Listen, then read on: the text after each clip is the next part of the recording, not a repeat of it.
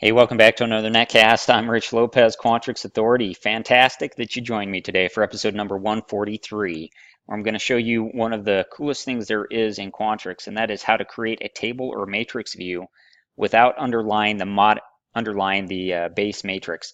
This is in response to a question sent to me at quantrixauthority@gmail.com. It is sent by Bob Dickey, and he wants to know how to do what I'm about to show you. I have here a calculations matrix, okay? It has years and months, and let's say it has some sales by certain categories and subcategories for these regions.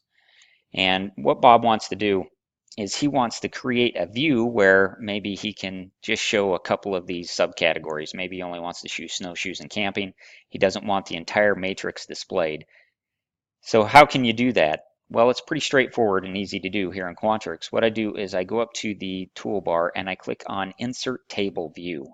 And when I do that, I get a new matrix, and it is named Calculations-View1. So what that tells me is that this is a view of calculations. So if I were to change this tab name, it would update the name of this view over here. I can then edit in the model browser. If I were to hit F6, I can edit the name of this, and I can say for Bob. Okay, and you'll see that there's the difference between this view and this matrix is only in the fact that in the calculations matrix, I have a place for formulas, whereas in the view, the place for formulas is hidden. So using views is a really great way to expose or not expose to the end user the underlying formulas that may be confusing to them.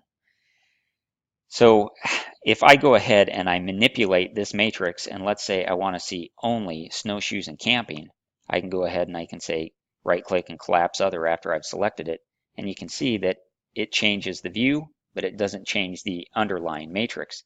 Even if I were to pivot this differently, say I brought region over to here, again, it's changing the view and not the underlying matrix. This also works for formatting. If I were to go ahead and say, in here, I want to select everything, and then I want to do a conditional format, and I want to make everything green, colored, green shaded, where my value is not equal to, not equal to 0. I go ahead and I do that. You can see my numbers and my format, or my formats change here, but they don't change in the underlying matrix. I can then drag this onto a canvas. If I wanted to create another view, I could simply click on Calculations, hit View, and I create another view. I could then maybe say I wanted to collapse 2011 in this, and maybe I only want to see mountain bikes in this, so I'd collapse other. And again, now I have really two different views. They look completely different, but they are not touching the underlying matrix.